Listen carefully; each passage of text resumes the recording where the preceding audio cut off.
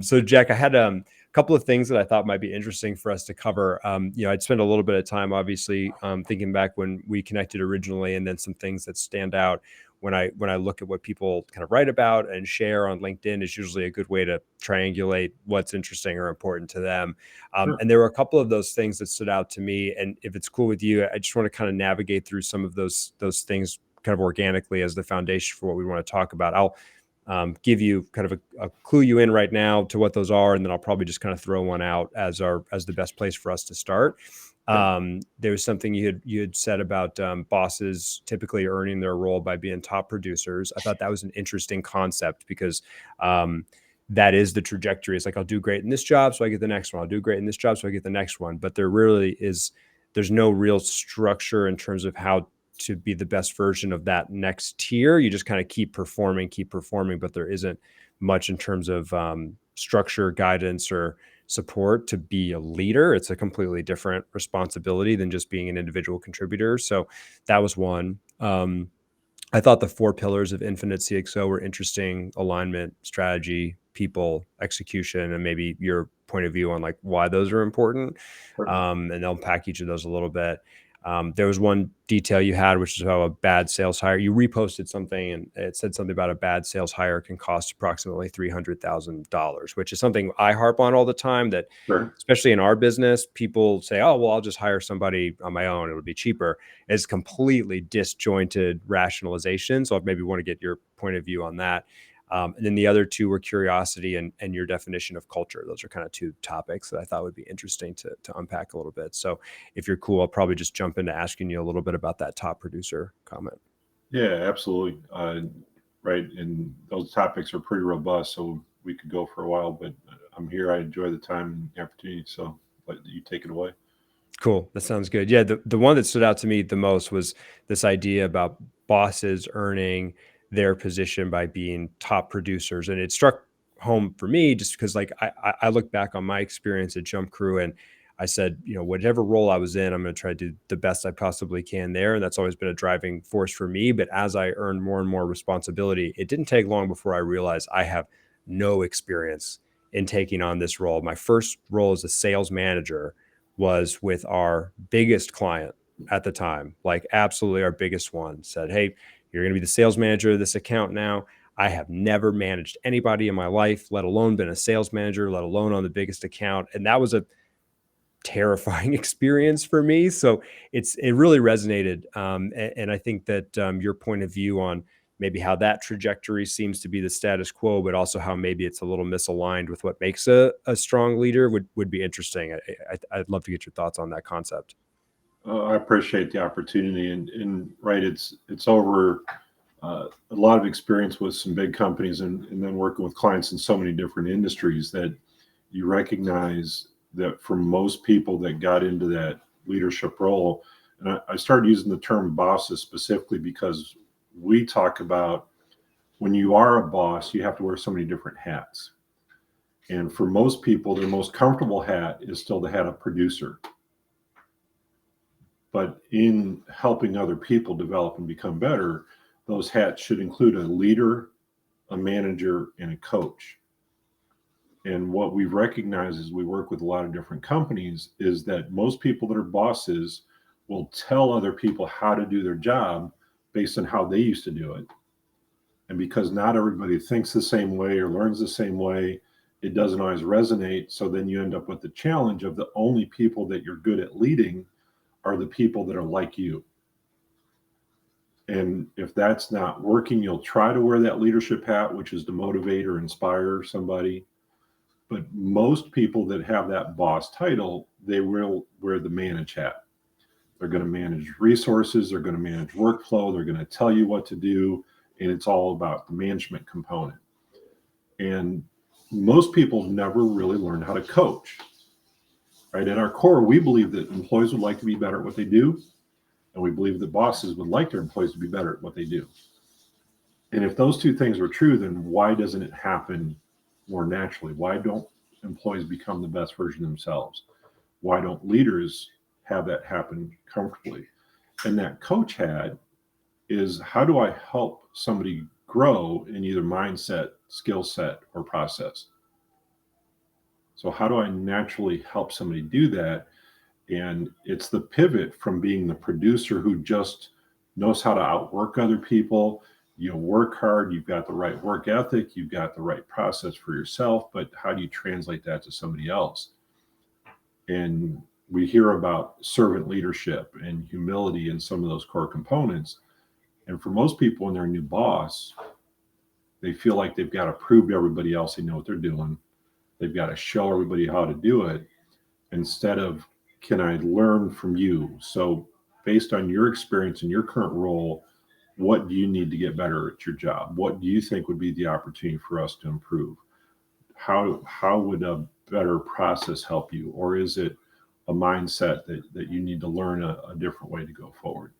So for us, that component of the boss who really wants their people to get better at what they do, how do we help that person learn which hat to wear and how to apply these different types of things and truly be there to support each individual on their team, knowing that none of those individuals are the exact same person. I'm absolutely guilty of that. I insist on folks operating the way that I like to operate. And it's a huge failure of mine. I think, as trying to be leader, manager, coach all at the same time, is I have a standard that I've held myself to. And if you don't meet that standard, then you're not the right fit for my team. And that is objectively misguided. So you're saying that the hats of leader, manager, coach can and should all be worn by the same individual, but more often than not, there's only one of those three that they're really comfortable reinforcing, and the other two fall by the wayside. Typically, yes. And now again, the three hats, the lead manager coach, are truly being in a leadership role. Well, we see it a lot, especially, so we work a lot with manufacturing clients. And I've even got a story from an architecture client that I work with real quick. The architect, the leader, a principal said, if I could just close the door and do nothing but draw all the day long in my office, that'd be a perfect day.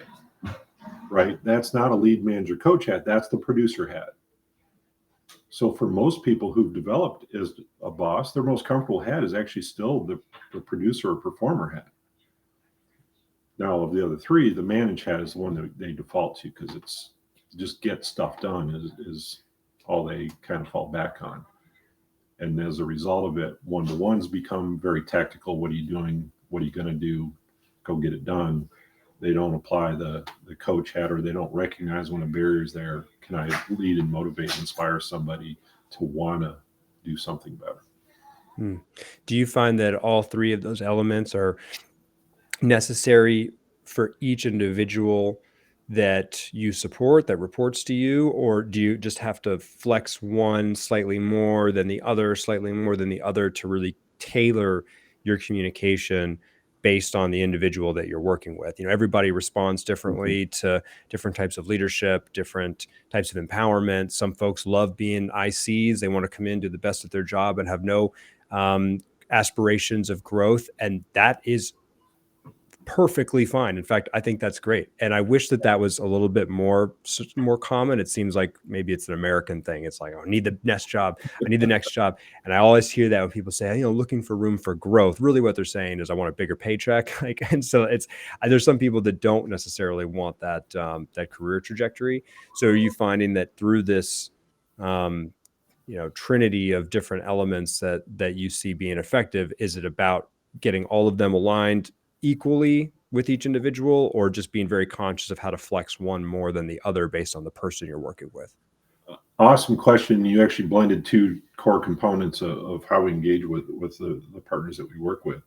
So as a boss, the lead manager and coach hat, you may wear all three of them in the same conversation with somebody that's on your team.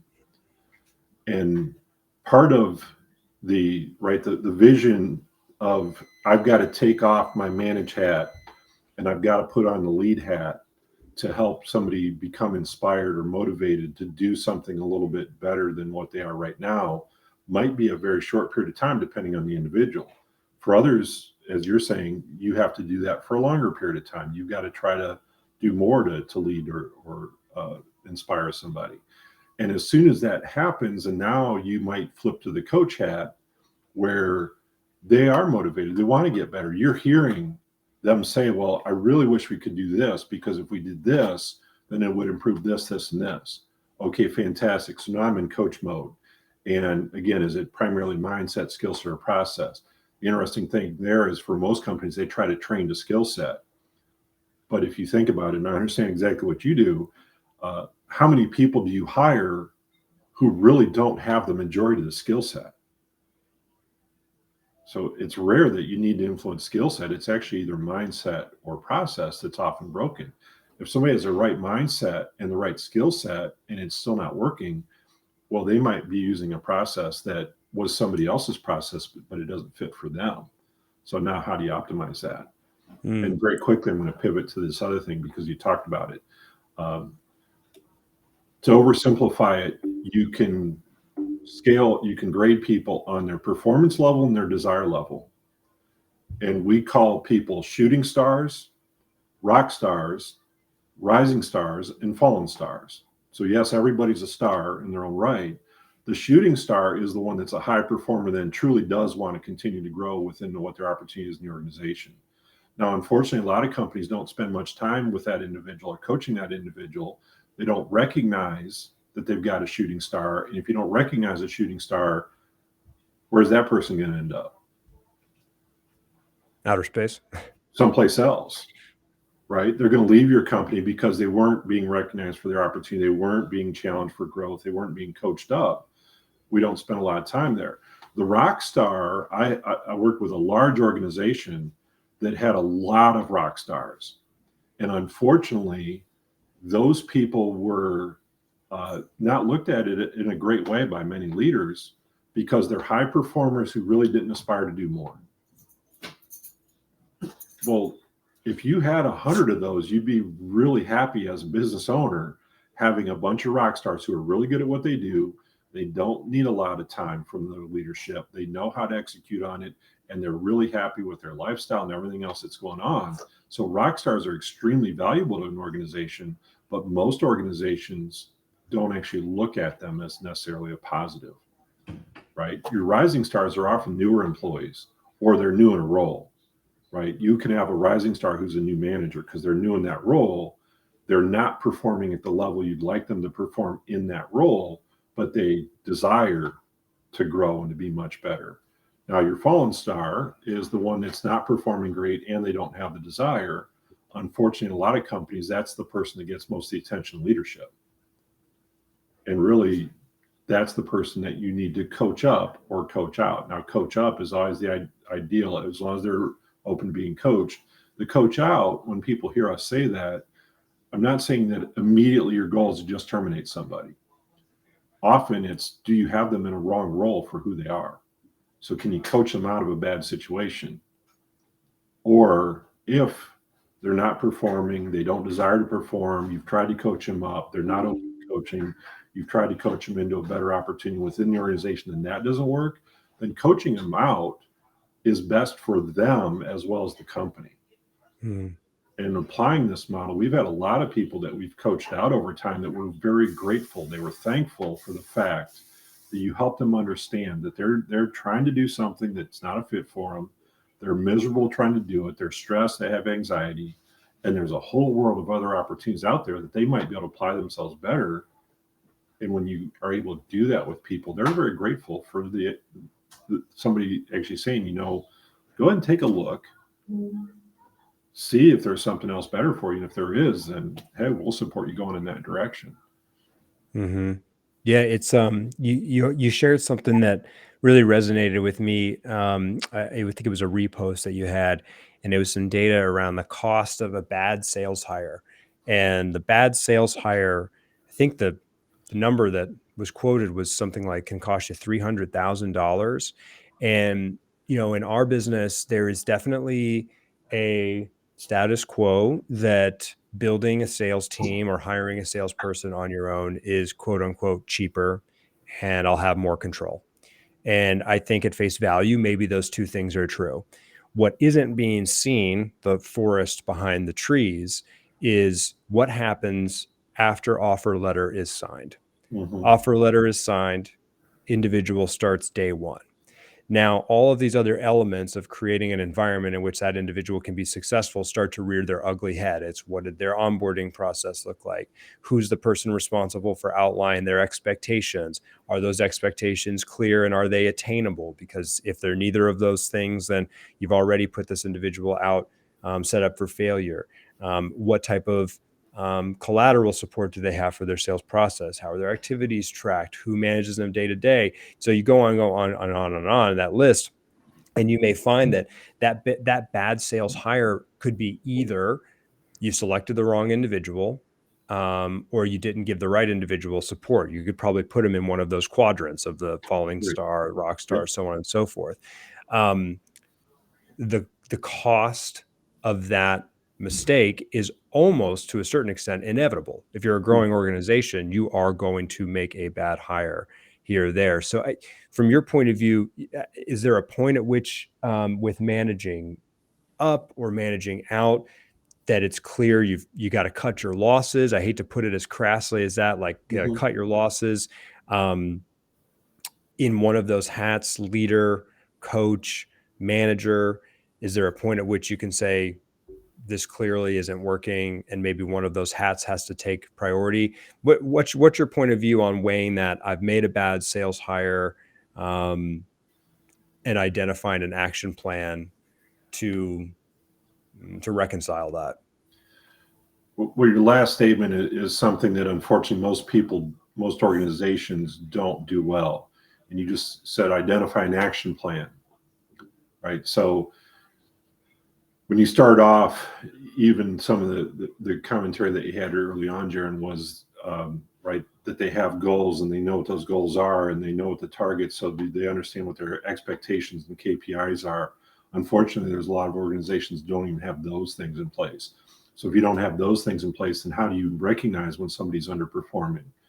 Right? The who's responsible for an individual. And when we talk about the hidden cost of a bad hire, is in many organizations, uh, if they aren't larger, they don't have truly even a sales manager role, or the sales manager has so many people that report to them, then you end up having a high performer that's tasked with showing the new person how to produce. Right. So now you've got the unconscious competent trying to train the unconscious incompetent. Right. The one who can do it so well, but they don't know how to think about it. They don't know how to talk to it. They just, this is what I do, trying to train that other individual. And as failure starts to reoccur, do you have a way to have a regular conversation with the individual who's struggling to figure out, are we a bad fit? Did we hire somebody that we didn't think we should have hired? Did we not have clear expectations? And is that on us as an organization that you actually took a job that's not a fit for you? Right? There's no such thing as a perfect hire. There's also no such thing as a perfect company. And unfortunately, for most people in that dating phase, you've got the person putting on their best face as the hire, and you've got the company putting on their best face. So they're not honest with each other. Mm-hmm. And as a result, that creates a bad way into it. So the process improvement, when you said the action plan, is can I have a real conversation with the individual that's struggling? What is it that you believe is creating the performance that you're producing right now? Right? What are we not doing that we could have done or should be doing better to help support you? And now this starts to create the coach up opportunity. When they recognize that they're not performing well, can we provide what they need to help coach them up? And if we can, then recognize effort, right? And when they continue to apply effort and we continue to start moving in the right direction, fantastic. But as we get into that and we start to hear from them reality, you'll hear people say, this isn't what I thought it was going to be. Well, we hired you because we believe in you. We believe you've got a great skill set. You've got a great mindset, the personality, everything came across fantastic. If we're not the right fit, why do you want to keep trying to do this? Mm-hmm. And as a result, and I've had a couple different companies where hiring more than 100 salespeople a year was normal. You were going to have some people that ended up not being that right fit. that the interview process wasn't as good. We wanted to learn from that. But now when they say that and they say it out loud, you're allowing them, you're allowing them to be the person they could be and go search for that, whatever else plan B was when they chose us. And know that we're going to be part of your journey, whether that journey is short or long. We hope we're something that helps make you better in your next venture. And even if it was a short period of time, if you learned and you can fail forward coming out of this broken engagement that we have, then let's help each other do that the best way we can. Now, some people, when they hear that conversation, they're like, no, I want to be part of this organization. I love the fact that you're having this conversation with me. I really think it is the right fit. I just need, and now it's clear on a way to lead, manager, coach them forward, right? To help them go to that. And as a leader, it's one of the great parts is when you see somebody struggle, you keep working with them and all of a sudden it clicks.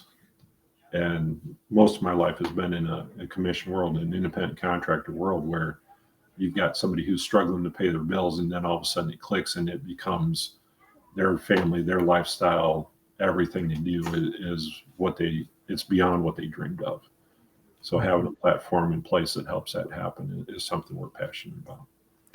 I definitely want to come back to that commission conversation too, because I think that it's a bit of a controversial topic that I'd love to get your perspective on. You did say something that really stood out to me, and it almost gave me this overwhelming sense of calm confidence is the words, we hired you because we believe in you.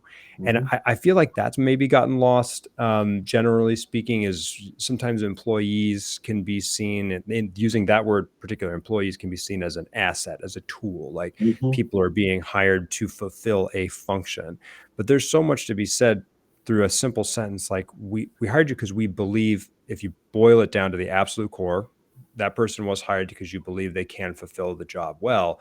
But when you're having a conversation with someone who maybe isn't performing to the standards you believe they're capable of, wording that conversation as, we really believe in your ability to do this. And, what we've seen over the past however long days or weeks has shown us that there may be something that's missing. And that's something that is missing, maybe the support and resources we've given you. And I think that having a conversation in that way, like, do you believe, that word in particular, believe, I think is really powerful. Do you believe that there's anything we have not provided to you that would help make this, more productive for you, feel more fulfilling, feel more engaged? And the challenge at that moment, I think, becomes, have you built enough? Is your culture, which is a topic I want to touch on too, is your culture at a place where that individual feels comfortable, maybe saying something honestly, saying, well, actually, no, I could use some help with this, that, or the other thing. I think that culture is a word that's gotten really diluted too. It's used, in job postings about, we have ping pong tables, and you can bring your dog to work and happy hours. Like, that's not culture to me. That's Right. barely a perk, honestly. That's just like an Sure. advertisement. I think that's a billboard to me. But at its core, do you see that culture, as it should be defined, is something much deeper around maybe that conversation around belief, that I believe in the company and the vision, I believe in our product, I believe in my management, and I believe in myself. Maybe that is the perfect combination of what makes culture.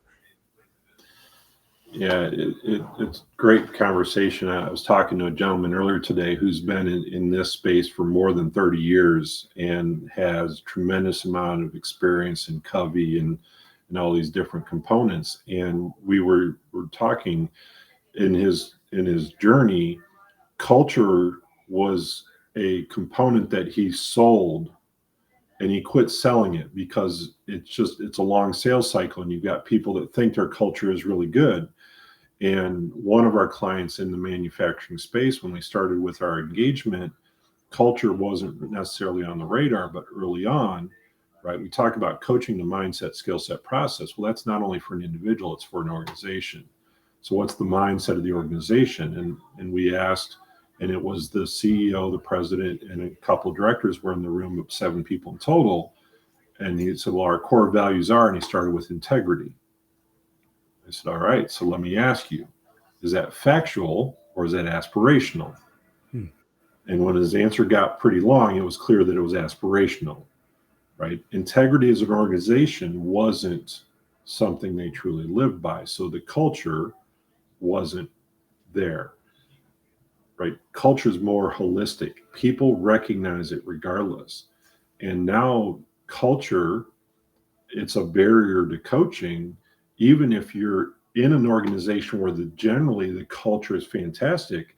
You can have a team that's culture isn't representative of the rest of the organization, and somebody hired into that team will recognize that, wait a minute, the culture I was recruited by isn't what I'm experiencing now.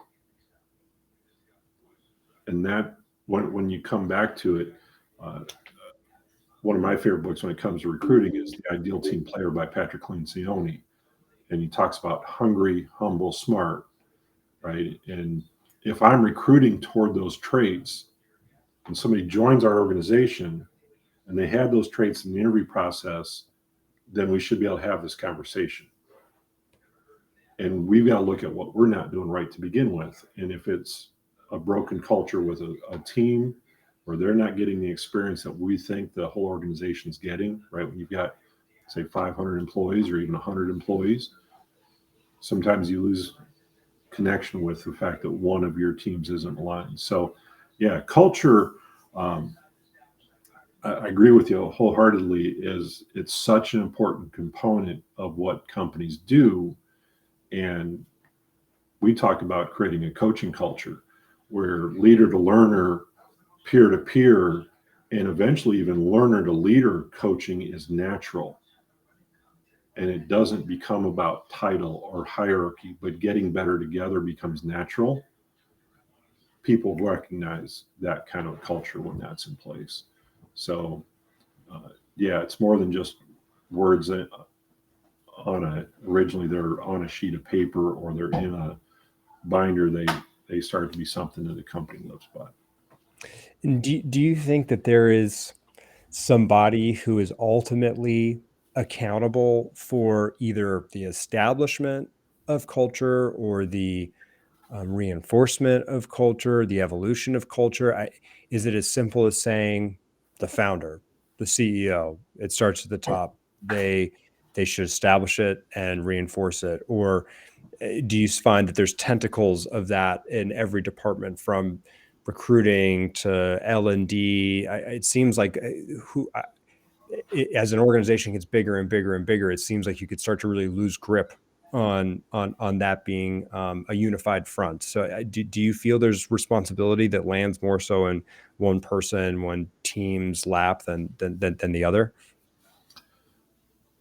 Leadership determines the structure and success of an organization. So it absolutely starts at the top. And right, one of the great companies that I've been blessed to be able to work with um, is Rev Local, and they're a digital marketing company that I worked with, and they fought for culture every day. Their culture was so strong. They knew what it was. Their values were laid out. Their mission and vision was laid out. Every single month, the employees would actually vote on other employees who did something or resembled their core values through the course of the month, and they supported that. So that was a top down. Every leader in the organization was aware of it.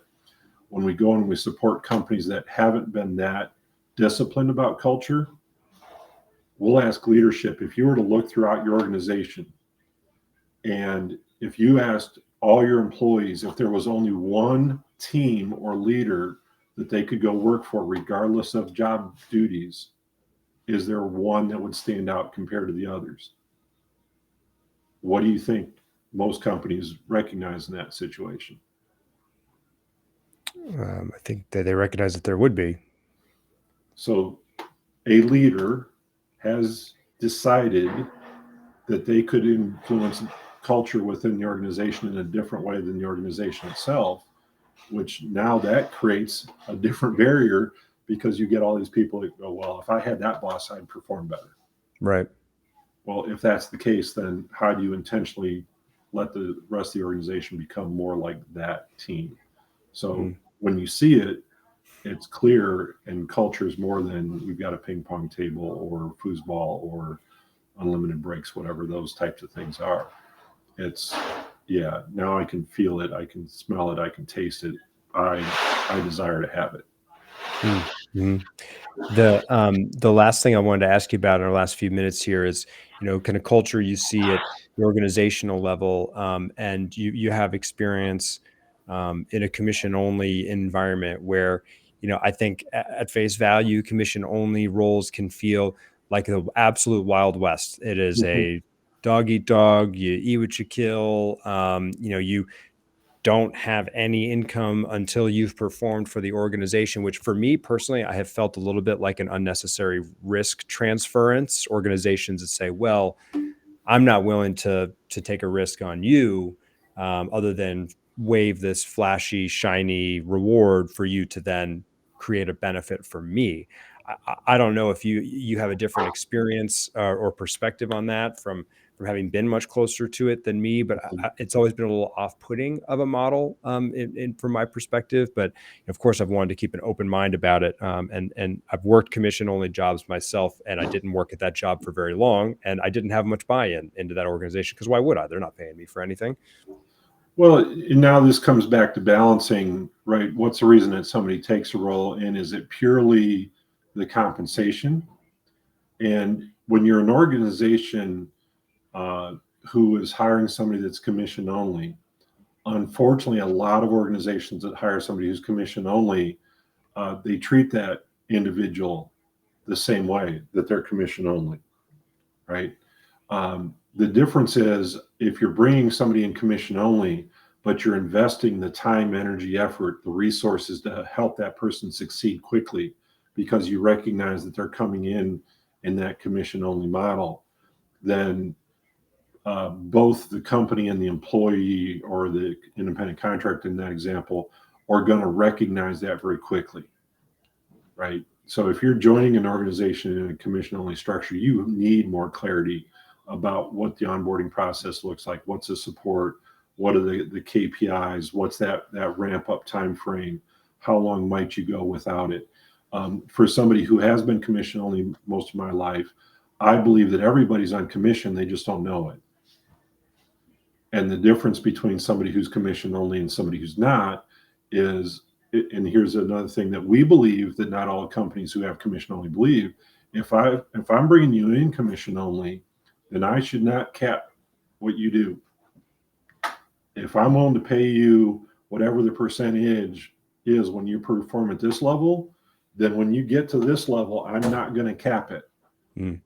Right. So I want that entrepreneurial spirit. I want that person that wants to go beyond. I want the person who believes they're worth a lot more than what they can get. And it's a great timing for it because I interviewed an individual earlier today, MBA from a top university, some good background in their internship, some good sales experience, right? Just the kind of individual that any organization would want to have. And our question became, why would you want to choose commission only when we know there's going to be other companies that are going to offer you a level of comfort from the very beginning that you're not going to have when you're commission only?